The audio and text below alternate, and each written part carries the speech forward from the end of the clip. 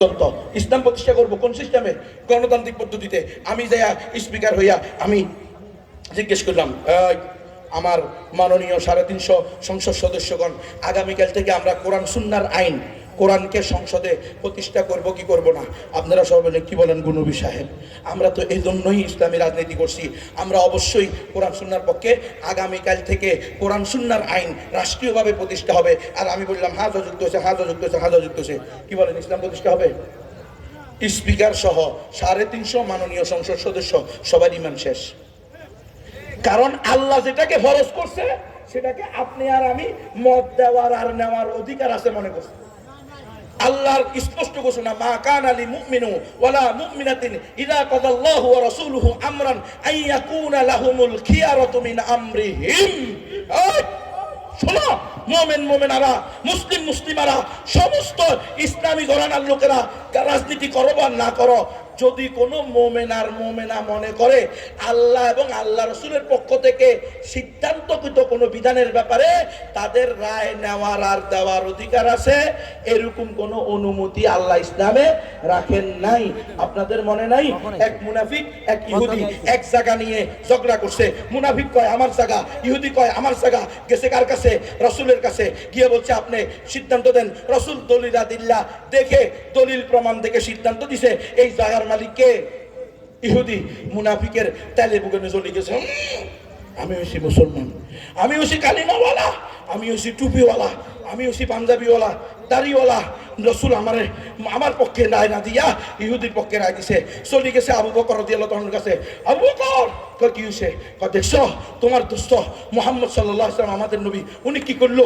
আমি একজন মুসলমান, আমার জমিটা ইহুদিদের দিয়ে দিছে। পরে বলছে, ঘটনা কি হয়েছে? ইহুদি খুলে বলছে, ভাই আবু বকর, ঘটনা এই, রসুলের কাছে সেও গেছে, আমিও গেছি, মামলা সেও দায়ের করছে, আমিও দাঁড়ি করছি, বাদী সে হয়েছে, আমি হয়েছি। রসুল দলিল প্রমাণের মাধ্যমে রায় দিছে এই জায়গার মালিক আমি, কিন্তু সে মানতেছে না, সে তোমার কাছে নিয়ে আসছে। কয় রে মুনাফিক, ঘটনা সত্য নি? কহ, তাহলে আমি রসুল যে বিচার করছে সেটা আমারও বিচার। যা, কোনো পরিবর্তন হবে না। ওমা জালেমে বুঝে না, না সন্তুষ্ট হয় নাই। উনি চলে গেছে কার কাছে? ওমরের কাছে। বলছে, ওমর তো একটু গরম, তাই না? উনি আমাকে কি করবে? মুসলমানের পক্ষে কাজ করবে। গিয়ে বলছে, ভাই দেখছো মুহাম্মদ সাল্লাল্লাহু আলাইহি ওয়াসাল্লাম আমার পক্ষে রায় না দিয়ে এই ইহুদির পক্ষে রায় দিছে। ইহুদি বাচ্চারা জিজ্ঞেস করছে, কি রে ঘটনা কি? ইহুদি কয়, দেখো ভাই ওমর, ঘটনা হলো এই, রসুল সিদ্ধান্ত দিছে, এটা সে মানে নাই। আবু বকর রাদিয়াল্লাহু কাছে, আবু বকর রাদিয়াল্লাহু বলছে, রসুল যে সিদ্ধান্ত দিছে আমারও সেই সিদ্ধান্ত, এটাও সে মানে নাই, সে এখন তোমার কাছে আসছে। কয় রে মুনাফিক, ঘটনা সত্য নি? কহ সত্য। তাহলে তুমি অসন্তুষ্ট, কহ অসন্তুষ্ট। তো দাঁড়াও, আমি বিচার করতেছি। বিচার করবে কে? ওমর ঘরে গেছে, যাই তরবারি নিয়ে এসে এক কোপ দিয়া কল্লাটা ফালাইয়া দিছে। এই ঘটনা সত্য না মিথ্যা? এই হাদিস জাল না সহিহ? ওমর রাদিয়াল্লাহু কল্লা ফালাইছে না ফালা নাই? কিনলে ফালাইছে ওমর রাদিয়াল্লাহু কল্লা। কোন মুসলমানের হত্যা করা কি জায়েজ আছে? কোন মুসলমানকে হত্যা করা কি জায়েজ আছে? অন্যায়ভাবে কোনো মুসলমানকে হত্যা করা জায়েজ নাই। অথচ গণতান্ত্রিক পদ্ধতিতে আওয়ামী লীগ জামাত ইসলামের মারবো, জামাত ইসলাম আওয়ামী লীগের মারবো, বিএনপি আওয়ামী লীগের মারবো, আওয়ামী লীগ জামাত ইসলামের মারবো। এখন তো সে অবস্থা, মনে হয় যেন আমরা কওমি হুজুরেরাও এক গ্রুপ আরেক গ্রুপে মারুম। পরিস্থিতি এমন হয়ে গেছে। এই মুসলমান, কোন মুসলমানকে শুধু তখনই হত্যা করা যায় যদি সে মুরতাদ হয়ে যায়, অথবা অন্যায়ভাবে কোনো মুসলমানকে হত্যা করে, অথবা রসুলকে গালি দেয়, তখন তাকে হত্যা করা জায়েজ। এই ছাড়া কোনো মুসলমানকে হত্যা করা জায়েজ। তাহলে লোকে বৈঠে দিয়ে পিড়ে মারছেন, কিনলে মারছেন। এই গণতন্ত্র করছে এটা, বুঝছেন? গণতন্ত্রের মাকসাদ হলো ডিভাইড অ্যান্ড রুল, ভাগ করো, শাসন করো। আমরা আপন ভাই, আমাদেরকে 100টা বিভক্ত করে দিছে। ইসলামী দলই হলো 12টা নিবন্ধিত। তো মানুষ কারে ভোট দিব? আপনিও ইসলাম চান, উনিও ইসলাম চান, আমিও ইসলাম চাই। তো মানুষ তো 3 জন, আপনি আর আমি 3 জন, 3 দল। তো স্বাভাবিকভাবে নাস্তিক দলেরা কি হয়ে যাবে? সেকুলার দলেরা বিজয় হয়ে যাবে। এই জন্য এই গণতন্ত্র, ইসলাম গণতন্ত্র দিয়ে আসা সম্ভব না।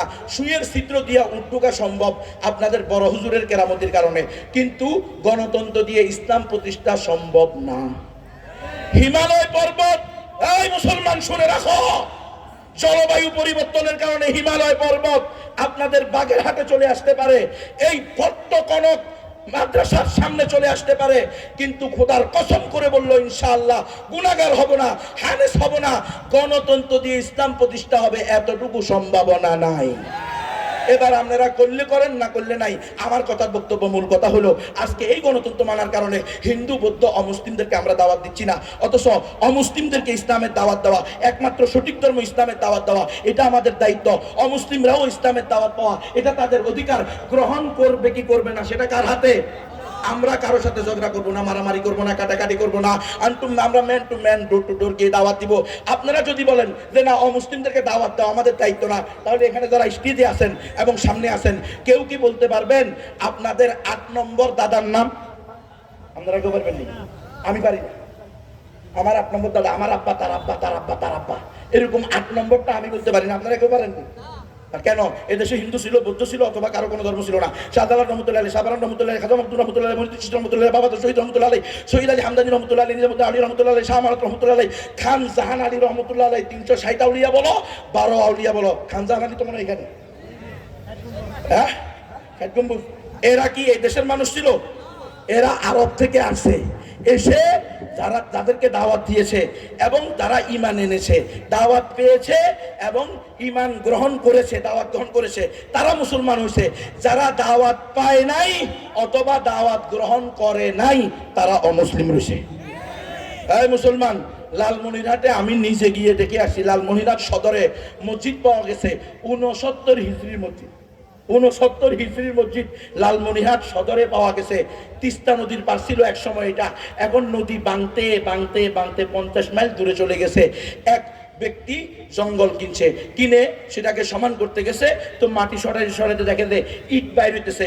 ইটা হলো 8 ইঞ্চি পুরো, 2 ইঞ্চি পুরো, 8 ইঞ্চি চওড়া, চুন আর সুটকি দিয়ে লাগানো।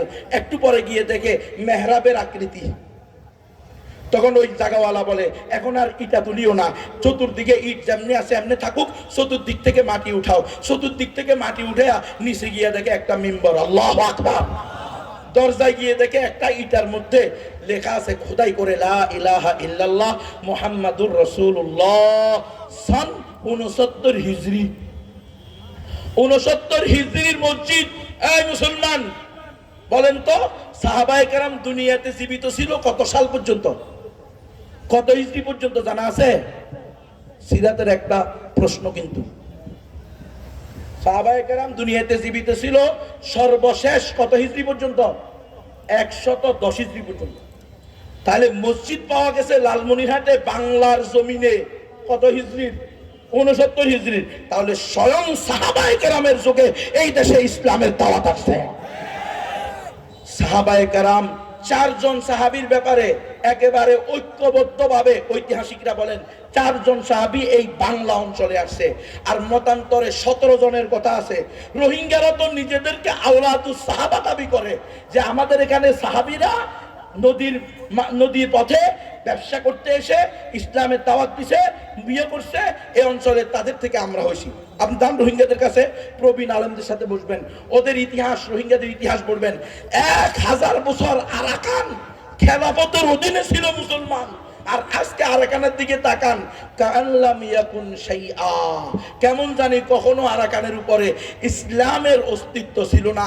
আরে 850 বছর, প্রায় 1500 বছর পর্যন্ত এই হিন্দুস্তানে আমরা ইসলামী, হ্যাঁ, আমাদের মুসলমানরা রাজত্ব করছে। আজকে ইন্ডিয়ার দিকে তাকান, মনে হয় যেন কখনো মুসলমানদের রাজত্ব ছিল না। তাহলে দাওয়াতের মাধ্যমে স্বয়ং সাহাবায়ে কেরাম আসছেন। এই যে ইতিহাসের ইতিহাস, চেপে রাখা ইতিহাস, মৌলানা গোলাম মুর্তজা সাহেব, এই যে পশ্চিম বর্তমানের একজন বড় ইতিহাসবিদ, উনি লিখছেন স্বয়ং রাসূল সাল্লাল্লাহু আলাইহি ওয়াসাল্লামের জামানায় এই হিন্দুস্তানের এক হিন্দু জমিদার নিজে গিয়ে রাসূলের হাতে হাত রেখে কালিমা পড়ছে, লা ইলাহা ইল্লাল্লাহু মুহাম্মাদুর রাসূলুল্লাহ, এবং রাসূলের জীবদ্দশায় সে একাধিকবার নাকি হজ করছে। আল্লাহু আকবার। তাহলে আপনি শাহজালাল যান, শাহফারান যান, সেখানে গিয়ে দেখবেন প্রধান ফটকে লেখা আছে আল্লাহ এই হযরত শাহজালাল, হ্যাঁ, মুজাররাদে ইয়ামানি রহমতুল্লাহ আলাই, তিনি তার দলবল সহ ইয়ামান থেকে ইসলাম ধর্ম প্রচারের জন্য এখানে আগমন করিয়াছেন। এখন বলেন, আমি গতকালকেও বানিয়াচং, হবিগঞ্জের বানিয়াচংয়ে আমার মাহফিল ছিল, এই হবিগঞ্জ সদরে ছিল, এর আগের দিন বানিয়াচংয়ে ছিল, ওখানকার রাজবাড়িতে আমি গেছি।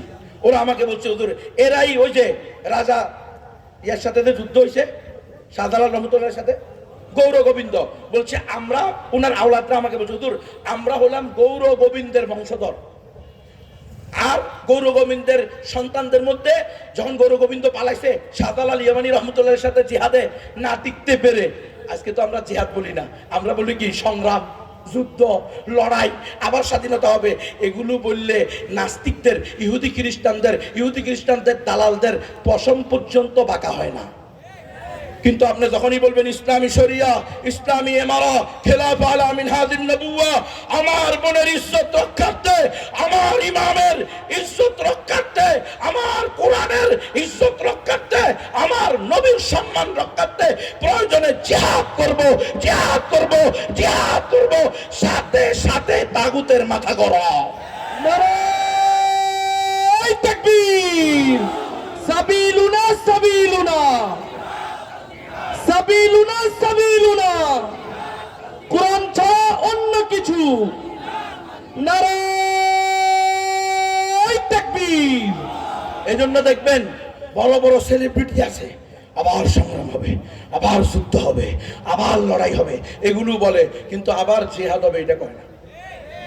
কারণ এটা বলা নিষেধ, দেয় বেটা শোনেন বলে ফেলি, আমরা তো জীবনের কোনো মায়া না। আমরা 10 দিন ঘুমেছিলাম, 3 বার কালিমা পড়াইছে, বলছে তোরা আজকে করস পাই একদিন। 10 দিনের ঘুমে একদিন লটকায়া কারেন্টের শর্ট দিয়ে সারাদিন ফিরেছে এবং বলছে এই গুণবী তুই কেন বলছো একমাত্র সঠিক ধর্ম ইসলাম? আমারে টর্চারিং করার, এই আমাকে আয়নাগরে রেখে আর্মিদের বিডিআর র্যাবের আর্মি আয়নাগর, ওই যে মিরপুর এই বিমানবন্দরের অপোজিটে ওই সাইডে, ওখানে রেখে 10 দিন আমাকে ঘুম রাখছে। 24 ঘন্টা চোখ বাঁধা, হাত বাঁধা, 24 ঘন্টা। যেদিন নিছে ওই দিনই আমার পাঞ্জাবি, পায়জামা, আমার টুপি সব, আমার গেঞ্জি খুলে তারা তাদের লুঙ্গি দিছে, তাদের গেঞ্জি দিছে। ওই যে সেন্টু গেঞ্জি না কি পোলাপান করে দে, স্কুলের পোলাপান করে না, ওই যে এরকম, ওই যে ওই মাইকেলের মতো এরকম গেঞ্জি দিছে।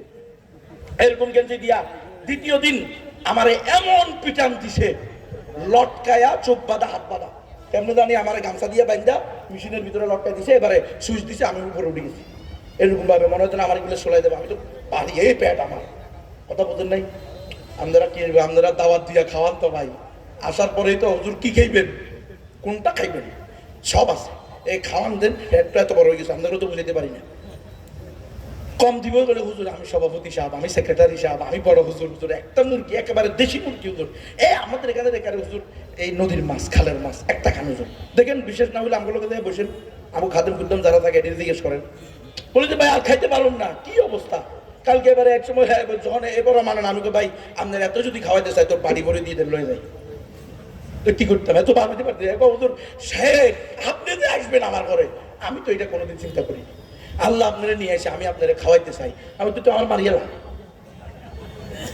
মারি একবারে তোমার এখানে রাখি, তো এত খাওয়াইতে চাইলে যাই হোক, ওটা ভিন্ন সাহিত্য চলে গেছে। আমি কোন জায়গায় ছিলাম, লটকায় চলেছে। এই শোনো মুসলমান, আমরা গণতন্ত্রের বিরুদ্ধে বললে অনেকের কষ্ট লাগে, বেটা জুলাইয়া প্রথম বাড়ি দেওয়া শুরু করছে এই কথা বলে। আপনাদেরকে তো বুঝাইছে কি বুনবি জঙ্গি, উগ্র, সন্ত্রাসী, জঙ্গিদের গডফাদার, আধ্যাত্মিক নেতা, এগুলো বলছে না পত্রপত্রিকায়। আর ওখানে নিয়ে প্রথম মাস শুরু করছে, তুমি কেন বলছো একমাত্র সঠিক ধর্ম ইসলাম? দেখে নেবে। আমি বললাম আমি বলছি মানে বেটা এটা কি আমার কথা নাকি, এটা তো আল্লাহ বলছে, ইন্নাদ দীনা ইনদাল্লাহিল ইসলাম ওয়া মান ইয়াবতাগি গায়রাল ইসলামি দীনান ফালাই ইউকবালা মিনহু ওয়া হুয়া ফিল আখিরাতি মিনাল খাসিরিন। ইসলাম ছাড়া অন্য কোন ধর্মকে যারা ধর্ম হিসাবে গ্রহণ করবে তারা কশ্চিন কালেও জান্নাতে যেতে পারবে না। আমি বললাম এটা তো আমার কথা না, আল্লাহর কথা। কয় না গুনবী তুমি জানো না দেশ চলে গণতন্ত্র দিয়ে, আর গণতন্ত্রের নিকটে সকল ধর্ম সমান, তোমাকে বলতে হবে সকল ধর্ম সঠিক। আমি বললাম স্যার এই জন্যই যদি আপনারা আমাকে গুম করে থাকেন তাহলে আপনারা ক্রস ফায়ার চালান, কারণ আমার দ্বারা এই কথা বলা সম্ভব না। আমি মরে যেতে প্রস্তুত আছি, জবাই করে দিবা কোনো পরোয়া নাই, কিন্তু আমি সকল ধর্ম সঠিক বলে নাস্তিক হব না। মেরে ফেলো। আর যদি আল্লাহ আমারে কোনোভাবে বাইর করে, সারা দেশব্যাপী ওয়াজ একটাই হবে, একমাত্র সঠিক ধর্ম ইসলাম, মুসলমান ছাড়া আর কেউ জান্নাতে যাবে না, গণতন্ত্র দিয়ে ইসলাম প্রতিষ্ঠা সম্ভব না, খেলাফত ছাড়া আমাদের কোনো গতি না। ওয়াজ আমি এটা করবো, আমি বলেছি, আমি বলেছি আমারে আল্লাহ আপনাদের দোয়ার বরকতে হায়াত দিছে। আমি তো মিয়া 40-42 বছর অলরেডি বয়স হয়ে গেছে। শরীর মাঝে মধ্যে এমন হয়ে যায়, এমন পিটানি পিটাইছে, মাঝে মধ্যে হাতের তালু পায়ের তালু, প্রতিদিন ঘুম থেকে উঠলে প্রথমে পাড়া দিতে কষ্ট হয়। ও আজকে যখন গাড়ি থেকে নামছি, যারা খেয়াল করছেন দেখবেন, প্রথম পাড়া দিতে কষ্ট হচ্ছে। কতক্ষণ বসে থাকলে দাঁড়াতে পারি না, কারণ গজারি লাঠি দিয়া হাতের তালু পায়ের তালু ইচ্ছা মতো পিটেছে, পুরা শরীরের মাংস। ওই যে আমার তো সাথে সাথে ভাইরাল হয়ে গেছে, গুম হয়ে গেছি। এই জন্য যখনই কেউ কোনো জালেম যখন গিরায় বা হাড্ডির মধ্যে বাড়ি দিতে যাইতো, পাশেরটা কিন্তু স্যার স্যার হারে দিয়েন না, হারে দিয়েন না, এটা কালকে করে উঠাইতে হবে, কারণ অলরেডি এটা ভাইরাল হয়ে গেছে। কথা বুঝছেন? মানে যদি আপনারা উম্মা দেশবাসী আল্লাহ তাআলার রহমতের বরকতে আপনারা যদি আমার পক্ষে না দাঁড়াইতেন, ফেসবুক ইউটিউব ইন্টারনেটে স্ট্যাটাস না দিতেন, তো আমারে তারা কিন্তু কি করে ফেলছিল। আচ্ছা শুনেন, তাহলে মূল কথা কেন বলছি, আমি এই কথা বলছি এই জন্য, আমরা এগুলার আমাদেরকে মৃত্যুর ভয় দেখাইলাম না। আপনি জবাই করবেন না, আলহামদুলিল্লাহ, কোরআনের পক্ষে কথা বল, মেরে ফেলো। আমরা কোশ্চিন কালেও খেলাফতের বাহিরে যাবো না, যাবো না, যাবো না। তোমার যেমন সাথে করতে পারো। আল্লাহ, আমি এক গুণবী মরে যাব, আল্লাহ লক্ষ গুণবী তৈরি করে দিবে ইনশাআল্লাহ। আর আমি দালালি করব, গোলামি করব, আর গুণবী তৈরি হবে না। গোলামির রাস্তা বন্ধ। আমরা মরতে রাজি, আল্লাহর দিনকে বিজয় করেই ছাড়বো ইনশাআল্লাহ। আমাকে বলতেছে, আমাকে গুম করে তারা কেন রাখছে? এই শুনেন, এর আগে আমার গুম করার আগে কিন্তু তারা আমাকে বারবার ওয়ার্নিং দিছে, ওয়ার্নিং। আল্লামা শাহ আহমদ শফি রহমতুল্লাহ আলাইহি এর একটা ছেলে ছিল আনাস মাদানী, চিনেন না আপনারা? ওনাকে জিজ্ঞেস করবেন প্রয়োজনে, উনি আছে, অবশ্যই এখনো আছে। যখন আমি প্রথম বয়ান করি লালদিঘির ময়দান শানের সালাত সম্মেলন, দ্বিতীয় বয়ান করি জমিয়তুল ফালাহ শানের সালাত সম্মেলনে, আমি ছিলাম সবচেয়ে আসগারুল ওয়াইদিন, সবচেয়ে ছোট বক্তা। এলেমের দিক দিয়া, আমলের দিক দিয়া, বয়সের দিক দিয়া আমি ছিলাম সবচেয়ে ছোট। আমার বয়ানের পরে আল্লামা শফি, আল্লামা জুনায়েদ বাবুনগরী রাহিমাহুমাল্লাহ, আল্লাহ উনাদের কবরকে নূর দ্বারা পরিপূর্ণ করে দেন। ওনারা দুইজনে বলছে এখন থেকে সারা দেশের সকল শানের সালাত সম্মেলনে মাহমুদ হাসান গুনবী বক্তা হিসেবে থাকবে। হ্যাঁ, যখনই বয়ান করে ওখান থেকে নামছি, ওই যে আপনারা মনে রাখবেন শাতিমুর রসুল, আল্লাহ রসুলের গালি তাতার একমাত্র বিধান ওয়াজিবুল কতল, ওয়াজিবুল কতল, ওয়াজিবুল কতল। এই বয়ান আমি করছিলাম 50,000 আলেম তালেব এলেমের সামনে। আল্লামা জুনায়েদ বাবুনগরী আমার বাম পাশে বসেছিলেন সভাপতি হিসাবে। পুরা চট্টগ্রামে শানের সালাত সম্মেলনে হাজার হাজার আলেম উলামা পীর মাশায়েখ, পুরা স্টেজ 100 জনের উপরে, বড় বড় মুহাদ্দিস মুহতামিম ইমাম খতিব পীরেরা ছিল। তাদের সামনে যখন বলছি, তখন আমার বিরুদ্ধে রাষ্ট্র, পুরা বিভিন্ন কি বলে এটাকে, এজেন্সি, গোয়েন্দা সংস্থা যার পর নাই পেরেশান হয়ে গেছে। হ্যাঁ, আমি তখন 15 দিনের জন্য মুরব্বীদের মশওয়ারা অনুযায়ী আমার মোবাইল বন্ধ করে রেখে 15 দিন আমি মাহফিল করি নাই। তখন আল্লামা মীর ইদ্রিস সাহেব নামে একজন বড় আলেম আছে, হেফাজতের বর্তমান যুগ্ম মহাসচিব, চিনবেন আপনারা, উনাকে দিয়ে আনাস মাদানী সাহেব আমার খবর দিছে, বলছে গুনবী সাহেবকে যেখান থেকে হোক বের করে নিয়ে আসেন। আজকে বলে দিয়েছি স্পষ্ট, হুজুর না এতদিন তো বলা যায় নাই।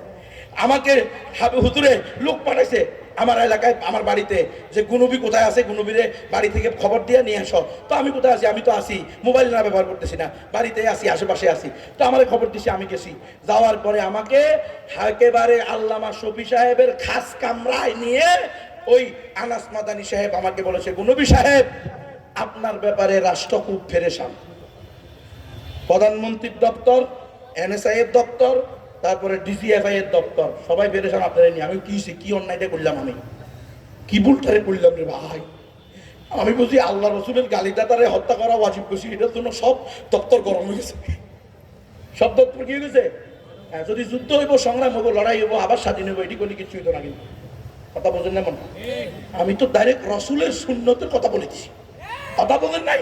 এখন কয় যে কয় গুনবী সাহেব আমার ওনারা ডাকছে, তো ডাকে বলছে গুনবীকে। তখন আমি বলছি কেন, গুনবী তো আমাদের একজন নবীন আলেম, যুবক আলেম, মাত্র পড়ালেখা শেষ করেছে, কি তারা ডাকবো? না, তাকে ডাকিয়েন না, প্রধানমন্ত্রী এবং ডিজিএফআই এনএসআই এর পক্ষ থেকে আমাদেরকে দায়িত্ব দেওয়া হয়েছে আপনাকে বলে দেওয়ার জন্য। ওনাকে বলবেন, উনি দাওয়াতি কাজ করতেছে, করুক। উনি সংগ্রাম হবে, যুদ্ধ হবে, লড়াই হবে, আবার স্বাধীনতা যুদ্ধ হবে, এই শব্দগুলো ব্যবহার করতে বলেন। জিহাদ হবে, খেলাফত প্রতিষ্ঠা হবে, শরিয়া আসবে, এমারা আসবে, আল্লাহর জমিনে আল্লাহর খেলাফত প্রতিষ্ঠা করা ওয়াজিব, আল্লাহর জমিনে আল্লাহর আইন বাস্তবায়ন পর্যায়ে আইন, এই ওয়াজ যেন না করে। বিশ্বাস না হলে জিজ্ঞেস করেন না, গোয়েন্দারা এখানেও আছেন। আমরা আমেরিকা, ইউরোপ সুপার পাওয়ারদেরকেও কোনো কি করি না, আল্লাহর মোকাবেলায় ভয় করি না। আমাদের একমাত্র ভয় থাকা কে? গোয়েন্দারা থাকতে পারেন, রিপোর্ট দেন, যান আনাস মাদানী সাহেবের কাছে বলছে কিনা আমার এই কথা জিজ্ঞেস করেন, এরপর আমার নিয়ে জিব্বা কাটে পাবেন। যদি বলে আমার সাথে মিরিদ সাহেব ছিল, বেটা সাক্ষী আছে, মিরিদ সাহেব আমার সাথে। এরপরে আমি মিরিদ সাহেব হুজুর সহ ওখান থেকে বের হয়ে বাবুনগরী রহমতুল্লাহ আলাইহি আমার খলিফ আমারে সর্বপ্রথম খেলাফত দিচ্ছেন এই আমার শাইখ মুর্শিদ আল্লামা জুনায়েদ বাবুনগরী। উনি আমার প্রথম পীর। এখন আলহামদুলিল্লাহ 60 জন পীরের খেলাফত আমার আছে। অনেক মিথ্যুকেরা, নিন্দুকেরা বলে গুণবীর তো কোনো পীর নাই, গুণবীর কোনো মুরব্বী নাই। ওই মিথ্যুকেরা আমাদের মুরব্বীদেরকে একটা কেউ মানে না। কথা বুঝছেন? আমার 7টা পীর আছে আলহামদুলিল্লাহ। কাটে 7টা পীর না, 7টা খেলাফত আছে। আমার খেলাফত দিছে মুরব্বীরা 7টা। এর মধ্যে প্রথমটা কি? জুনায়েদ বাবুনগরী।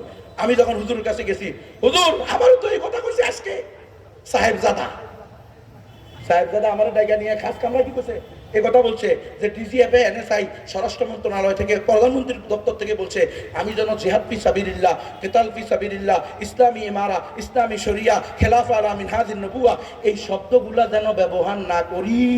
আমি যেন সংগ্রাম হবে, যুদ্ধ হবে, লড়াই হবে, দেশ আবার স্বাধীন হবে, এগুলা বলি। হ্যাঁ হুজুর কয় কে তুমি বলো নাই? আমরা কি কোরআন বাদ দিয়ে দিব বেটা? খেলাফা, ইমারা, শরিয়া, জিহাদ ফি সাবিলিল্লাহ এটা হলো কোরআনের ভাষা। প্রত্যেক হরফে 10 নাকি কথা কম মুসলমান। আর তোমার যুদ্ধ হবে, সংগ্রাম হবে, এক নাকিও নাই। এই জন্য ওগুলোর ভিতরে কোনো প্রভাবও নাই। যাই হোক, সেটা আমার সাবজেক্ট না। আমি বলতেছিলাম এই যে যারা বলেন গণতন্ত্র দিয়ে ইসলাম প্রতিষ্ঠা করবেন, দেখেন আমাকে নিয়ে তারা বলছে গণতন্ত্রের নিকটে সকল ধর্ম সমান, সকল ধর্ম সরি, সব ধর্ম মানেন। এবারে এই যে জুলাই সনদের ভিতরে একই কথা লিখছে, জনগণের অভিপ্রায় হবে দেশের সর্বোচ্চ আইন।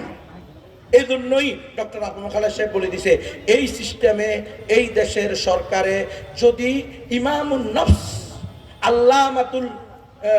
আল্লামাতুল জামান উনিও আসেন, তবুও উনি এই মডেল লাইসেন্স দিতে বাধ্য থাকিবেন, কারণ এটা সেকুলার রাষ্ট্র।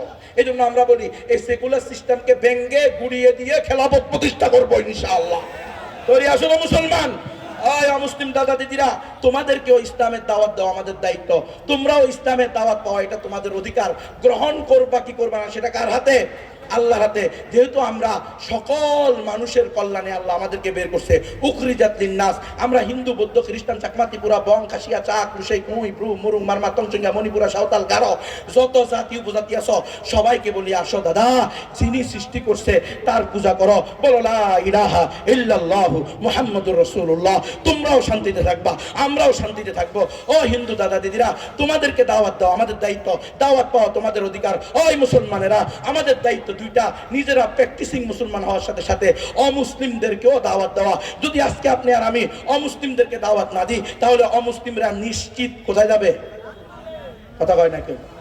অমুসলিমরা যদি ঈমান ছাড়া মৃত্যুবরণ করে, কালিমা পড়া ছাড়া মৃত্যুবরণ করে, শাহাদাতাইনের সাক্ষী দেওয়া ছাড়া, আশহাদু আল্লাহ ইলাহা ইল্লাল্লাহু ওয়া আশহাদু আন্না মুহাম্মাদান আবদুহু ওয়া রাসূলুহু, আমি সাক্ষ্য দিতেছি এক আল্লাহ ছাড়া কোনো উপাস্য নেই, আমি আর সাক্ষ্য দিতেছি মুহাম্মদ সাল্লাল্লাহু আলাইহি ওয়াসাল্লাম আল্লাহর বান্দা এবং সর্বশেষ ও চূড়ান্ত রাসূল।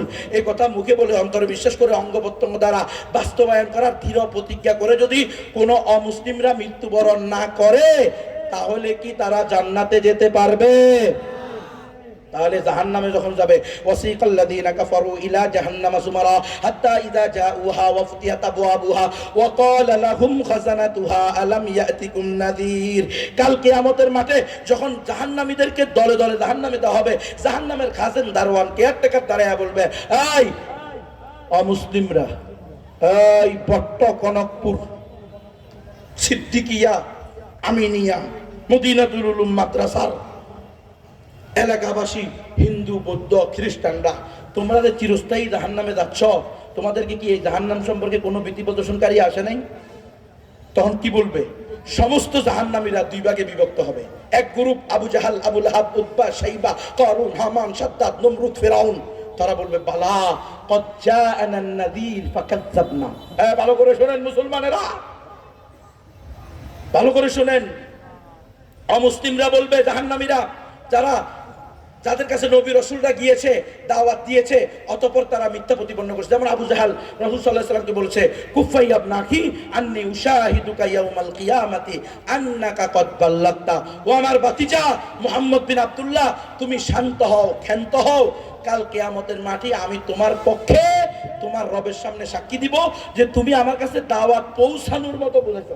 বাল্লাগা ইউবাল্লিগু তাবলীগা, বাবে তাফিল থেকে মানে হক আদায় করে পৌঁছানো, আরবি ব্যাকরণ অনুযায়ী। যেমন তেমন না, মোবাইলে আপনি মেসেজ দিয়ে দিলেন, হ্যাঁ আপনি মাইকে ফুটিয়ে দিলেন, এমন না। হক আদায় করে যথোপযুক্ত সময়ে যথোপযুক্ত ব্যক্তির মাধ্যমে দাওয়াত পৌঁছানোকে বলা হয় হক আদায় করে পৌঁছানো। রসুলকে আবু জাহেল বলছে, হ্যাঁ আমার ভাতিজা, আমি তোমার রবের সামনে সাক্ষী দিব যে তুমি আমার কাছে দাওয়াত পৌঁছানোর মতো পৌঁছাইছো। বাল্লাগা ইউবাল্লিগু তাবলীগান, তুমি আর আমার কাছে আসিও না। এরপরেও কি রসুল যাওয়া বন্ধ করছে? করে নাই। কিন্তু হে বট্ট কনকপুর সিদ্দিকিয়া মাদ্রাসার আশেপাশে, আচ্ছা বাগেরহাট না, এটা বাগেরহাটের মুসলমানেরা, এই অঞ্চলের যে অমুসলিমরা আছে, এরা যদি ঈমান ছাড়া মৃত্যুবরণ করে, মুসলমান হওয়া ছাড়া মৃত্যুবরণ করে, এদেরকে যদি আমরা কোনো না কোনো সময়ে কখনো না কখনো, একমাত্র সঠিক ধর্ম ইসলাম, মুসলমান ছাড়া আর কেউ জান্নাতে যাবে না। ইয়া আইয়ুহান নাস কুলু লা ইলাহা ইল্লাল্লাহু তুফলিহুন। ও হিন্দুরা, ও বৌদ্ধরা, ও উপজাতিরা, ও খ্রিস্টানেরা, তোমরা বলো এক আল্লাহ ছাড়া কোনো উপাস্য নাই, মুহাম্মদ সাল্লাল্লাহু আলাইহি ওয়াসাল্লাম সর্বশেষ রাসূল। এই কথা যদি কোনো না কোনো মাধ্যমে, কারো না কারো মাধ্যমে, কোনো না কোনো ভাবে না পায়, কখনো না কখনো এরাও কি বলবে, বালা কদ জাআনান নাযীর। এরা বলবে মা জাআনা মিন বাশীরিন ওয়ালা নাযীর। আল্লাহ, আমাদের কাছে তো জান্নাতের কোনো সুসংবাদদাতা আসে নাই, জাহান্নাম থেকে ভীতি প্রদর্শনকারী কোরআনের আয়াত। কিন্তু আবার সব কি বলে, আমার কথা না, কোরআনে আছে মা জাআনা মিন বাশীরিন ওয়ালা নাযীর। এরা বলবে আল্লাহ, আমাদের কাছে কোনো নবী রাসূল আসে নাই, অথচ আপনি বলছেন লিকুল্লি উম্মতি রাসূল, প্রত্যেক উম্মতের জন্য রাসূল আছে। আপনি বলছেন লিকুল্লি কওমিন হাদ, প্রত্যেক জাতির জন্য পথ প্রদর্শক আছে। আল্লাহ, আপনি বলছেন ওয়া মিন উম্মাতিন ইল্লা খালা ফিহা নাযীর, এমন কোন জাতি নাই যাদের মধ্যে আমি ভীতি প্রদর্শনকারী পাঠাই নাই। আল্লাহ, আপনি বলছেন ওয়া মা কুন্না মুআযিবিনা হাত্তা নাবআসা রাসূলা, আমি এমন নয় যে কোনো জাতিকে শাস্তি দিব অথচ এর পূর্বে তাদের কাছে রাসূল প্রেরণ করব না। আল্লাহ, এগুলো আপনার ওয়াদা ছিল, কিন্তু আপনি তো আপনার ওয়াদা ভঙ্গ করেন না। ইন্নাল্লাহা লা ইউখলিফুল মিআদ। কিন্তু আমরা তো সর্বশেষ নবী সাইয়্যিদুল মুরসালিন খাতামুন নবিয়্যিন তাজদারে মদিনা সরকারে দো আলম, অন্তিম অবতার, অন্তিম ঋষি, কলিযুগের অবতার, দশম অবতার, শেষ বুদ্ধ, শেষ নবী, শেষ রাসূল মুহাম্মদুর রাসূলুল্লাহ সাল্লাল্লাহু আলাইহি ওয়াসাল্লাম দুনিয়া থেকে চলে যাওয়ার 1455 বছর পরে বাংলাদেশের বাগেরহাটে জন্মগ্রহণ করছি। আল্লাহ, তখন তো আমাদের কাছে কোনো নবী রাসূল আসে নাই। জিজ্ঞেস করেন, আল্লাহ বলবে কেন রে বান্দা, আমি নবী আসার দরজা বন্ধ করছি, কিতাব আসার দরজা বন্ধ করছি, কিন্তু নবীওয়ালা কাজ তো বন্ধ করি নাই। এই কাজের দায়িত্ব তো উম্মতে মুহাম্মদী মুসলমানদেরকে দিয়েছি, উলামায়ে কেরামদেরকে দিয়েছি। এরা কি তোমাদের কাছে যায় নাই? ও বট্ট কনকপুরের মুসলমানেরা, ও বাগেরহাটের মুসলমানেরা, এই ইসলামী দল, নন ইসলামী দলেরা, এই সকল ঘরানার মুসলমানেরা শোনো। এরা বলবে না আল্লাহ, এই যে মাওলানা সাহেব, মুফতি সাহেব, ইমাম সাহেব, খতিব সাহেব, আয় আল্লাহ, মুসলমান সাহেব, ব্যবসায়ী সাহেব, তবলিগওয়ালা, জাকিরিন, শাকিরিন, এমপি, মন্ত্রী, চেয়ারম্যান, মেম্বার, আল্লাহ, এরা আমাদের সাথে একই গ্রামে বসবাস করছে, একই খেতে চাষাবাদ করছে, একই রাস্তা দিয়ে চলাফেরা করছে, একই বাজারে বাজারঘাট করছে, একই নদীতে গোসল করছে, একই পুকুরে মাছ ধরছে। কিন্তু আল্লাহ, এই মুসলমানরা কোনোদিন আমাদেরকে বলে নাই একমাত্র সঠিক ধর্ম ইসলাম, মুসলমান ছাড়া আর কেউ জান্নাতে যাবে না। ইন্নাদ দীনা ইনদাল্লাহিল ইসলাম। আয় আল্লাহ, যদি এরা বলতো হয়তো আমরা ঈমান, বলবে কি বলবে না? এক নম্বর দলিল কোরআনের মা জাআনা মিন বাশীরিন ওয়ালা নাযীর। দুই নম্বর দলিল আপনাদের মনে আছে কিনা আমি জানি না, খুলনা এখানে একটা বাবরি চত্বর আছে না? কথা কয় না কেউ? ওখানে মাওলানা, ওখানে মাস্টার মোহাম্মদ আমের আসছিল। বাবরি মসজিদকে সর্বপ্রথম যে ব্যক্তি আঘাত করছে, ভাঙছে, 2016 সালে তারে আমরা নিয়ে এসেছি বাংলাদেশে। ব্যাপকের অধীনে সারা বাংলাদেশ সফর করাই। আপনাদের খুলনা লিস্টে ছিল না, আমরা চাইছি ঢাকা, চট্টগ্রাম করাইয়া এবারের মতো বিদায় দিব, পরের বার এনে আরো বিভাগগুলোতে নিয়ে যাব। কিন্তু আপনাদের খুলনার ওলামায়ে কেরাম, হাটাদারির আল্লামা শফি, ওই ব্যাপকের চেয়ারম্যান, ওনার কাছে ফোন দিয়েছে, হুজুর কিসে রে মুরব্বী, দেখেন যখন বাবরি মসজিদ শহীদ করা হয়েছে তখন আল্লামা আজিজুল হক সাহেব, সেগুলা দিস বর্তমান সেগুলা দিস মামুনুল হক সাহেব হুজুরের আব্বা, উনি 7 লক্ষ মুসলমানকে নিয়ে অযোধ্যা অভিমুখে লং মার্চ করে আমাদের খুলনা এসে এখানে কি করছিল, সমাবেশ করছিল। 7 লক্ষ মুসলমান সেই সমাবেশে ছিল। আমরা এই জায়গার নাম দিয়েছি বাবরি চত্বর। এখানে একজনে 1 বিঘা জায়গা দিছে, সেখানে একটা মসজিদ হয়েছে বাবরি মসজিদ, আছে না? আপনারা যাবেন, খবর নেবেন। বলতেছে যে কোনো মূল্যে আমরা বলবর সিং মাস্টার মোহাম্মদ আমরের এখানে একটা প্রোগ্রাম চাই। পরে হুজুর বোন দিছে আল্লামা আব্দুল কুদ্দুস সাহেব, হ্যাঁ কি জানি জাহানাবাদী, নাম কি আব্দুল জব্বার জাহানাবাদী, বেফাকের মহাসচিব, ওনার বলছে যে কোনোভাবে সিলেট শহরে, খুলনা শহরে একটা কি দাও, প্রোগ্রাম দাও। আমি ছিলাম মাস্টার মোহাম্মদ আমেরের ওই সময়ের 15 দিনের জুতা বহনকারী, ব্যাগ ধারণকারী খাদেম, মাহমুদ হাসান গুনবী। 15 দিন উনি এদেশে ছিল, আমি 15 দিন ওনার খাদেম ছিলাম। আলহামদুলিল্লাহ, সুম্মা আলহামদুলিল্লাহ। আপনারা এখনো যদি আপনার কাছে ভিডিও থাকে দেখবেন ওনার পাশে এরকম উনি বয়ান করতেছে, আমি নিচে বসে আছি। আল্লাহু আকবার। আমরা যখন এখানে আসি, পুলিশ, তারপরে স্বেচ্ছাসেবী সবাই মিলে কোন রকম আমাদেরকে টানা হিসরা করিয়া গাম বাইর হয়ে গেছে, উঠে এরকম স্টেজে বসাইছে। স্টেজ আরো উঁচা ছিল, আর লক্ষাধিক জনগণ, সাদা টুপি, সব মুসলমান, দাড়িওয়ালা, টুপিওয়ালা, পাগড়িওয়ালা, সাধারণ মুসলমান, তৌহিদবাদী ইমানদার। উনি এসে বলছে হামদান ওয়া সালাতান ওয়া বাদ। হামদ সানা করে বলছে, হে খুলনার মুসলমানেরা, বাংলাদেশের মুসলমানেরা, আমি বাবরি মসজিদ সর্বপ্রথম কুরআন মানছি। আমার নাম ছিল বলবীর সিং, বর্তমানে আমার নাম হচ্ছে মাস্টার মোহাম্মদ আমের। আমি যখন এই বাবরি মসজিদ ভাঙতে ইরাদা করেছি, বজরং দলের সদস্য হয়েছি, তখন আমার আব্বা আমাকে বলছিল, খবরদার বলবীর, তুমি এই কাজ করবা না, এটা মুসলমানদের মালিকের ঘর, এটা কশ্চিন কালেও রাম মন্দির নয়, রাম মন্দির হওয়ার কোনো সুযোগ এখানে নাই, তুমি এই কাজ করতে দেবে না, তাহলে তোমার ধ্বংস, তোমার বংশ হবে ধ্বংস, এই কাজ করবে না। আমি যখন আমার আব্বার এই নিষেধাজ্ঞা নিয়ে আমার বজরং দলের নেতা নেত্রীদের কাছে বলছি, তখন তারা আমাকে বলছে, আরে বলবীর, তুমি এত ভয় পাওয়ার কিছু নাই। তোমার আব্বা এখন বলছে আর কি, যখন তুমি বাবরি মসজিদ ভেঙে ফেলবা, সারা দেশের মানুষ তোমাকে কাঁধে লইয়া নাচবে, তখন তোমার আব্বাও হাসবে। এই কথা বইলা আমারে লাগাই দিছে। আমি গিয়ে বাবরি মসজিদ ভাঙছি ঠিক। বাবরি মসজিদ ভেঙে আসার সময় 2টা করে ইট নিয়ে আসছি প্রস্রাব খানায় দিয়ে পেশাব করার জন্য, নাউজুবিল্লাহ। কিন্তু আমার বন্ধু পাগল হয়ে গেছে, আর আমি প্রায় পাগল। আগে আমার বন্ধু মুসলমান হয়েছে মাওলানা কালিম সিদ্দিকী সাহেবের হাতে, এরপরে সে আমার নিয়ে গেছে, আমি মুসলমান হয়েছি। হে বাংলাদেশের মুসলমানেরা, আমি মসজিদ ভাঙছি, নিঃসন্দেহে আমি পাপী, এতে কোনো সন্দেহ নাই। আমি আল্লাহর কাছে তওবা করতেছি, আল্লাহর কাছে আমি চাইতেছি, আল্লাহ, যেই বলবীর সিংকে দিয়ে, মাস্টার মোহাম্মদ আমেরকে দিয়ে তোমার একটা মসজিদ তুমি শহীদ করাইছো, তোমার কাছে হায়াত চাই। আমি যেন প্রতি বছর কমপক্ষে একটা করে নতুন মসজিদ অথবা বিরান মসজিদের পুনরায় প্রতিষ্ঠা করতে পারি, চালু করতে পারি। আমাকে 100টা মসজিদ এই কাজ করাইও। ওই বছর পর্যন্ত ওনার 17টা হয়েছে, বলছে এই পর্যন্ত 17 বছরে 17টা করছি। হে বাংলাদেশের খুলনার মুসলমানেরা, আমি শুনেছি যখন আমরা বাবরি মসজিদ ভাঙেছি, তখন আপনারা 7 লক্ষ মুসলমান একত্রিত হয়েছেন। একটু চিন্তা করেন তো, একটু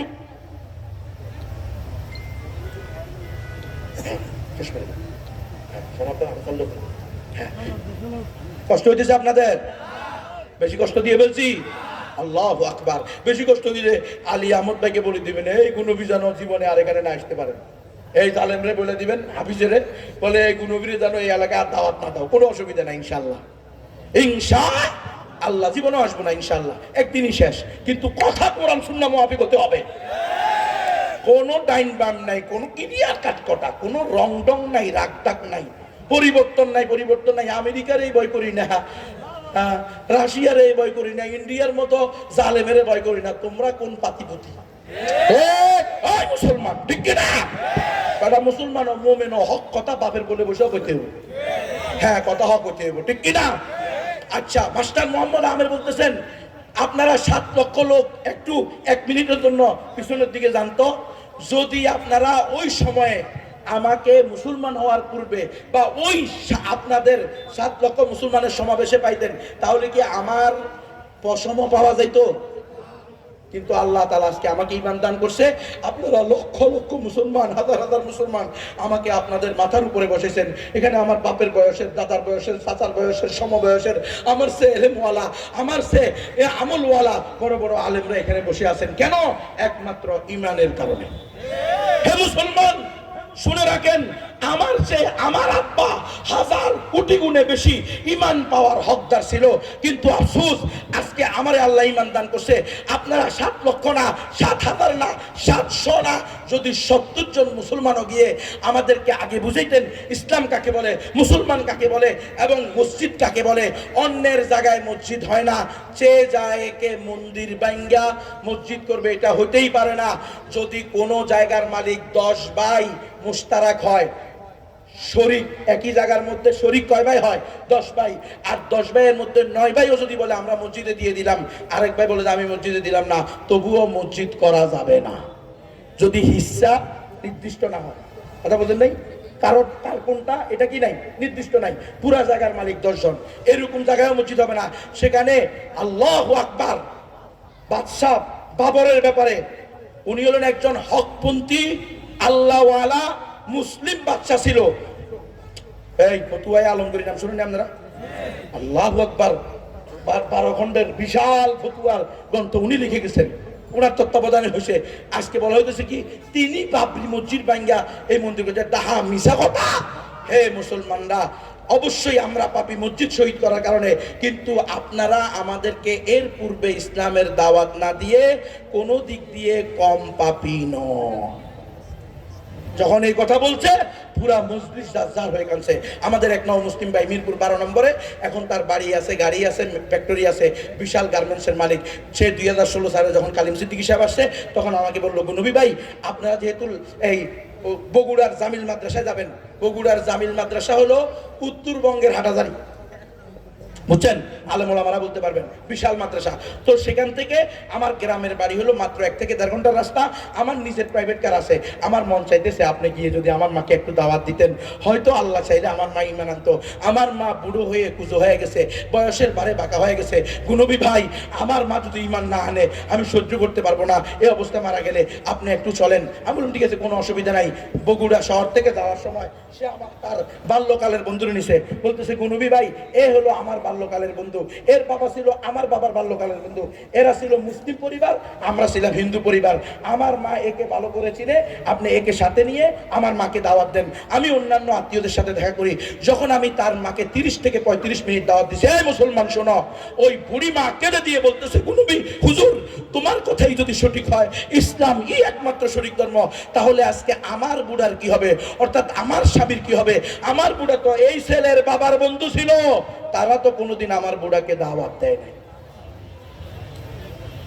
মুসলমান, কালকে আমাদের মাঠে আমার মতো, আমি হলাম এই দেশের সবচেয়ে দুর্বল নাগরিক। মাহমুদ হাসান গুনবী 10 দিন গুমে 9 দিন রিমান্ডে, লটকে কারেন্টের শট দিয়া পিটানো, রিমান্ডের 9 দিনে 7 দিন পিটানো, 32 মাস জেলে রাখা, 2 বছর পরে আমাকে জেল হত্যার চেষ্টা করা। মিথ্যা কথা বলতেছি না। আপনাদের এই এলাকার জামাত ইসলামের নায়েবে আমির আছেন একজন, জি কি নাম, সেক্রেটারি পরোয়ার ভাই, মিয়া পরোয়ার, মিয়া পরোয়ার। উনি আর আমি এক রুমে ছিলাম 5 মাস। বললো একসাথে, উনার রেসিট আমার রেসিট নিচে, ওনার ইয়ে নাই, বিয়ে দিতে নাই। জালেম তো কেমনে ধরছে, কে দিবনি? আর এমপি হলো, এটার নাম গণতন্ত্র। যার ক্ষমতা তার রাজত্ব। ইনসাফ বলতে ইনসাফ করতে আসবো, সিস্টেমই তো নাই। সিস্টেমই হলো মারো কাটো, যে যত বেশি লগি বইটা ব্যবহার করতে একবার তার আসন তত বেশি পাইবে। দেখেন না কি হয়, অপেক্ষা করেন। আমরা তো তত ভালো লাগে না, ভালো লাগতো না। আপনার ওই আমার এবারে আমি ছিলাম 4 তলায়, আর ডাক্তার শফিকুর রহমান সাহেব জামাত ইসলামের আমির, উনি ছিলেন 2 তলা, একসাথে ছিলাম আমরা। নিয়মিত আমরা কেতলিতে পাকাইতাম, ওখানে কেতলি, তার কেতলি নিচে ফাঁক শাক টোকাইয়া এই না আইনা ওনার জন্য বাড়ে দাম, তার মুরব্বী মানুষ। আমরা ওনার যে আপনি মুরব্বী মানুষ কি খাবেন, যে জেলখানার খানা ওনারেও রাখছে নর্মাল, নিচে সময় দিচ্ছে। দেখছেন, এটার নাম গণতন্ত্র। শেখ হাসিনা জেলে আসিল নি? জানে না মনে হয়, 1 মাস জেলে আসিল। খালেদা জিয়া জেলে আসিল নি? ছিল চাচা এরশাদ ছিল 9 বছর রাষ্ট্রপ্রধান, 9 বছর জেল। এটার নাম গণতন্ত্র। বিএনপিরও লটকাইছে, জামাত ইসলামেরও লটকাইছে, ফাঁসিতে নাই বুঝেনি। এখন আবার বিএনপি আর জামাত আইলে লটকাবো নি, যদি যদি ইয়া থাকে আর কি, কি কয় জানি না, সব কিছু বললে সমস্যা। মুসলমান অমুসলমানদেরকে দাওয়াত দাও, আমাদের দায়িত্ব। না দিলে এইভাবে প্রশ্ন করবে আমাদেরকে, কাল কিয়ামতের মাঠে এরা প্রশ্ন করবে সারা দেশব্যাপী। পরওয়ার ভাইয়ের সাথে কিন্তু আমার খুব ভালো সম্পর্ক হয়েছে আলহামদুলিল্লাহ, মুরব্বী মানুষ, আমরা একসাথে ছিলাম। যাই হোক, এই হিন্দু দাদা দিদিরা এখন বলতে পারো গুনবী সাহেব তুমি যা বলছো এটা তো কোরআন দিয়ে বলছো, হাদিস দিয়ে বলছো। আমরা তো কোরআন মানি না, হাদিস মানি না, আমরা আমাদের ধর্ম মানি, ধর্মীয় গ্রন্থ মানি। তো আমি বলি, ও হিন্দু দাদা দিদিরা আসো, তোমাদের ধর্মের নাম কি? ও পরে বুঝেন, ও হিন্দু এরা চলে আসে, খালি বামাত, খালি বামাত, খালি বামাত।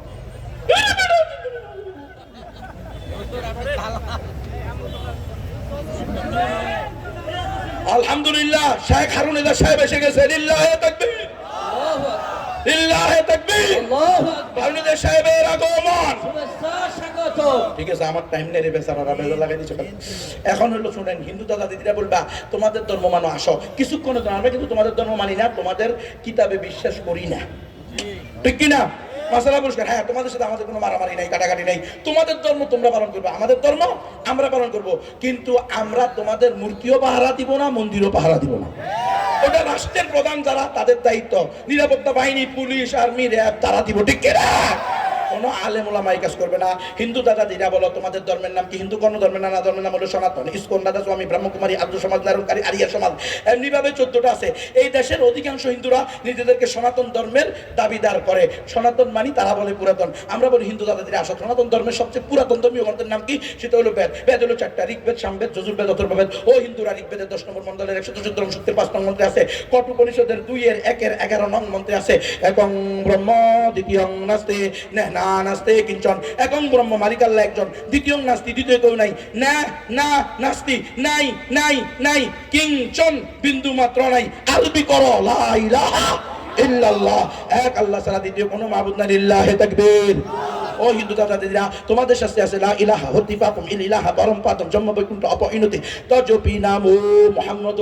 যদি তুমি লা ইলাহা ইল্লাল্লাহ বলো, তাহলে তোমার সমস্ত পাপ মুছে যাবে। কারণ আল্লাহ রাসূল বলেছেন, আল ইসলামু ইয়াহদি মা কানা ক্বাবলা, ইসলাম পূর্বের সমস্ত গুনাহকে শেষ করে দেয়। কাট্টা মুশরিক 100 বছরের, সে যদি আজকে ইখলাসের সাথে বলে লা ইলাহা ইল্লাল্লাহ মুহাম্মদ রাসূলুল্লাহ, তার 100 বছরের গুনাহ মান ক্বালা লা ইলাহা ইল্লাল্লাহ মুখলিসান দাখালাল জান্নাহ। ও হিন্দু দাদাদিরা, তোমাদের শাস্তি আছে, হোতারমিন্দ্র মহাশারিন্দ্র বহু আল্লাহ রসুল জ্যেষ্ঠং শ্রেষ্ঠং পরমং পূর্ণনং ব্রহ্মণং আল্লাহ আল্লাহ আল্লাহ রসুল মুহাম্মদ রকেং বরস্য আল্লাহ আল্লাহ।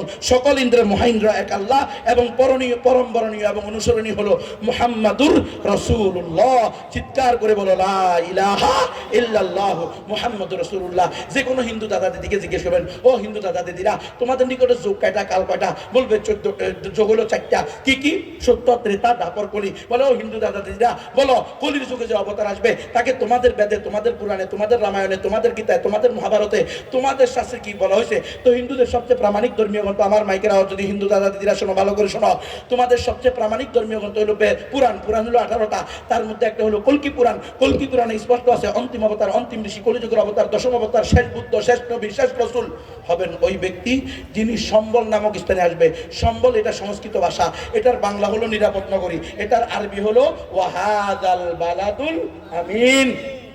হিন্দু দাদা দিদিরা, তার মায়ের নাম হবে সৌম্য বা সুমতি, সংস্কৃত ভাষা, যার বাংলা হলো নিরাপদ বা শান্ত, আরবি হলো আমেনা। তাকবীর। তার পিতার নাম হবে বিষ্ণু যশ। ও হিন্দু দাদা দিদিরা, বিষ্ণু যশমান মানে ভগবানের গোলাম, ভগবানের গোলাম, আল্লাহর গোলাম, আরবি হলো আব্দুল্লাহ। অন্তিম অবতার, অন্তিম ঋষি, কলিযুগের অবতার, দশম অবতার, শেষ বুদ্ধ, শেষ নবী, শেষ রসুল কে হবেন? যার নাম হবে নরা সং সং। ও হিন্দু দাদা দিদিরা, অথর্ববেদের পৃষ্ঠায় পৃষ্ঠায় উল্টায়া দেখো, নরা সং সং অর্থাৎ প্রশংসিত মুহাম্মদ সাল্লাল্লাহু আলাইহি ওয়াসাল্লাম। সুতরাং হে হিন্দুরা, আজকে যদি তোমরা প্রকৃত বৈদিক ধর্মীয় হইতে হয়, প্রকৃত হিন্দু ধর্মীয় হইতে হয়, প্রকৃত সনাতন ধর্মীয় হইতে হয়, তবুও তোমাদেরকে কালিমা লা ইলাহা ইল্লাল্লাহ মুহাম্মাদুর রাসূলুল্লাহ পড়ে মুসলমান হওয়া ছাড়া কোনো গতি। তাহলে অমুসলমানদেরকে দাওয়াত দিবেন তো ইনশাআল্লাহ? কারা কারা আজ থেকে অমুসলিমদেরকে দাওয়াত দিবেন? হাত তোলেন। লিল্লাহে তাকবীর, লিল্লাহে তাকবীর, লিল্লাহে তাকবীর। আল্লাহু আকবার। তন্তমন্ত্রের দিন শেষ। খেলাফতের বাংলাদেশ, তন্ত্রমন্ত্রের দিন শেষ, গণতন্ত্র নিপাত যাক, খেলাফত জিন্দাবাদ। বাইরে না, বাইরে না, হুজুর কেমনে বাইরব? মিথ্যা মিথ্যা সাক্ষী দিতে দিতে, মিথ্যা মিছিল দিতে দিতে অমুক ভাইয়ের চরিত্র ফুলের মতো অপবিত্র, নামাজ পড়ে না, একক গাঞ্জা খায় নিয়মিত। জালেম, তোর হবু এম্বুয়া মৃত্যু, আর তুই সাক্ষী দা তাও মৃত্যু। আয় মুসলমান, আমরা খেলাপথে বিশ্বাসী, ঠিক কিনা? আরে বেটা, দোয়া তো কর, কান্নাকাটি তো কর। আল্লাহ চাইলে আজকে না হোক কালকে হবেই হবে ইনশাআল্লাহ। রসুলের ভবিষ্যৎবাণী আছে, রসুলের ভবিষ্যৎবাণী আছে, ইসলাম বিজয়ী হবে। প্রত্যেক কাঁচা পাকা করে ইসলাম ঢুকবে। এখন দাওয়াত দিতে তৈরি আছেন তো ইনশাআল্লাহ? কেমনে দিবেন? মন্ত্র কি পারেন? পারেন না, এই জন্য আমি বই নিয়ে আসছি। আমার গাড়ির মধ্যে বই আছে, আপনার খিদমতে আপনার আমানত। একটা বই 20 টাকা। লক্ষ লক্ষ হিন্দু বৌদ্ধ মুসলমান এসে শুধু এই বইটা পড়ে। ওই যে মাওলানা কালিম সিদ্দিকী সাহেব, যার হাতে মাস্টার মোহাম্মদ আমের বলবর সিং মুসলমান হয়েছে, তার লেখা আপ কি আমানত আপকে সেওয়ামে। আমি গুনাহগার, এটার বাংলা করছি, আপনার খিদমতে আপনার আমানত। এই বইটা প্রত্যেকে 10টা 5টা 20টা করে নিয়ে যাবেন এখান থেকে। আরেকটা বই আছে কবরের 3 প্রশ্নের উত্তর, কারা দিতে পারবে কারা দিতে পারবে না, এটাও 20 টাকা দাম। আপনারা নিয়ে যান, নিজেরা পড়েন, ঘরের ভিতরে আলোচনা করেন। আরো অনেকগুলো বই আছে। আরেকটা বই আছে ইসলাম ও গণতন্ত্র, দুইটা আলাদা আলাদা ধর্ম, কোরআন হাদিস ইজমা কিয়াস 4 দলিল দিয়ে প্রমাণিত। বিশ্বাস না হলে পড়ে দেখেন। আরেকটা বই আছে এসো ঈমান শিখি, কারণ সাহাবায়ে কেরাম বলছেন আগে ঈমান শিখি পরে কোরআন শিখি, তাআল্লামনাল ঈমান সুম্মা তাআল্লামনাল কোরআন। এই বইগুলো 200 টাকা করে। যাদের তৌফিক আছে এই বইগুলো নেবেন, তৈরি আছেন তো ইনশাআল্লাহ? এখন আপনাদেরকে একটা অঙ্ক শিখাই দিই। যে কোনো হিন্দু দাদা দিদিকে বলবেন, ও দাদা দিদিরা, তোমাদের নিকটে দেবদেবী কয়টা? তো বলবে 33 কোটি। হিন্দুদের দেবদেবী কয়টা? 33 কোটি। আমার মাইকেরাও যদি হিন্দুরা শোনো, একটু মনোযোগ দিয়ে শোনো, তোমাদের দেবদেবী হলো 33 কোটি। কেন? তারা বলে এই 33 কোটি দেব দেবতার পূজা অর্চনার মাধ্যমে, এদের মনোরঞ্জনের মাধ্যমে মূল ব্রহ্মকে আমরা অটো পেয়ে যাব। আমি বলি এটাই যদি তোমাদের আকীদা হয়, আমি চ্যালেঞ্জ করে বললাম, হে হিন্দুরা, তোমরা কশিন কালেও স্বর্গে যেতে পারবা না। বলে কেন? তো বলো, এই জামানায় মানুষের হায়াত কত? 60 থেকে 70 বছর। ধরো তোমার বয়স 60 বছর, প্রতি বছরে 365 দিন পূরণ করো। 60 পূরণ 365 সমান সমান টিপটাও মোবাইলে 21,900 দিন। তুমি যদি তোমার 60 বছরের 60 বছর 21,900 দিন সারা জিন্দেগি প্রতিদিন একটা করে নতুন নতুন দেবদেবীর পূজা করো। যেই দেবদেবীর পূজা জীবনে একবার করবা, ওটা আর দ্বিতীয়বার করতে পারবা না। দুর্গা পূজা জীবনে একবার হবে, কালী পূজা জীবনে একবার হবে, জগন্নাথ পূজা জীবনে একবার হবে, সরস্বতী পূজা এক জীবনে একবার হবে। এইভাবে প্রত্যেক দেবদেবীর জীবনে পূজা করবে একবার। প্রতিদিন একটা করে নতুন নতুন করে। শিশুকাল নাই, মৃত্যু নাই, অসুস্থতা, শিশুকাল নাই, অসুস্থতা নাই, বিবাহ সাথী নাই, হানিমুন নাই, বাবা মাকে নিয়ে হাসপাতালে যাওয়া নাই, ছেলে মেয়ে ভাই বোনকে নিয়ে হাসপাতালে নেওয়া নাই। প্রতিদিন একটা করে নতুন নতুন দেবদেবী পূজা করবা। তাহলে তুমি তোমার 60 বছরে পূজা করতে পারবা মাত্র 21,900 দেবদেবীকে। আরো বাকি থেকে যাবে 32 কোটি 99,78,100 দেবদেবী, যাদেরকে তুমি কোনোদিন পূজা করো নাই। আর তোমার আকীদা বিশ্বাস হলো যাদের পূজা করছো তারা সন্তুষ্ট হয়েছে, যারা পূজা করো নাই তারা অসন্তুষ্ট রয়েছে। আর আগ থেকে তুমি গণতন্ত্র বিশ্বাসী, গণতন্ত্র পূজারী, অধিকাংশ যেদিকে রায় হবে সেদিকে। তোমার আকীদা বিশ্বাস অনুযায়ী পূজা করছো সারা জিন্দিগিতে 21,900 দেবদেবীরে, সন্তুষ্ট হয়েছে 21,900 দেবদেবী। আর পূজা করো নাই 32 কোটি 99,78,100 দেবদেবী। জান্নাত তো দূরের কথা, জাহান্নামের অতল গহ্বরে যাবে। এই জন্য আমি বলি, জান্নাতে যাওয়ার একমাত্র রাস্তা আমার থেকে শিখে নাও। বলো আশহাদু আল্লাহ ইলাহা ইল্লাল্লাহু ওয়া আশহাদু আন্না মুহাম্মাদান আবদুহু ওয়া রাসূলুহু। আমি সাক্ষ্য দিতেছি এক আল্লাহ ছাড়া কোনো উপাস্য নাই। আমি আরো সাক্ষ্য দিতেছি মুহাম্মদ সাল্লাল্লাহু আলাইহি ওয়াসাল্লাম আল্লাহর বান্দা এবং সর্বশেষ রাসূল। এই কথা মুখে বলো, অন্তরে বিশ্বাস করো, অঙ্গ প্রত্যঙ্গ দ্বারা বাস্তবায়ন করার দৃঢ় প্রতিজ্ঞা করে পথ চলতে থাকো। ইনশাআল্লাহ মৃত্যুর পরে নিশ্চিত জান্নাত। এই দাওয়াতি কাজ করতে তৈরি আছেন তো ইনশাআল্লাহ? আলহামদুলিল্লাহ, আমরা সারা দেশব্যাপী বাস করতেছি। দাওয়াতুল ইসলাম বাংলাদেশের নামে আমাদের দাওয়া বিভাগ আছে, তাখাসসুস ফিদ দাওয়া। আমিও একটা মাদ্রাসা করছি, চিটাগাং রোড মৌচাক। আমার মাদ্রাসার নাম হলো মাদ্রাসাতু দাওয়াতিল ইসলাম বাংলাদেশ, চিটাগাং রোড মৌচাক। যারা দাওরায়ে হাদিস পড়বে তারা 1 বছর কম্পারেটিভ রিলিজনস মুকারানাতুল আদিয়ান, তুলনামূলক ধর্মতত্ত্বের উপরে রিসার্চ করে এরপরে ইমাম হবে, খতিব হবে, হ্যাঁ এমপি হবে, মন্ত্রী হবে, সাথে সে দাওয়াতি কাজও করবে। এই কাজগুলো করতে তৈরি আছেন তো ইনশাআল্লাহ? আল্লাহ তাআলা আমাদের সকলকে পরিপূর্ণ প্র্যাকটিসিং মুসলমান হওয়ার সাথে সাথে অমুসলিমদেরকেও দাওয়াত দেওয়ার তৌফিক দান করেন। আমিন। ওয়া আখিরু দাওয়ানা আলহামদুলিল্লাহি রাব্বিল আলামিন।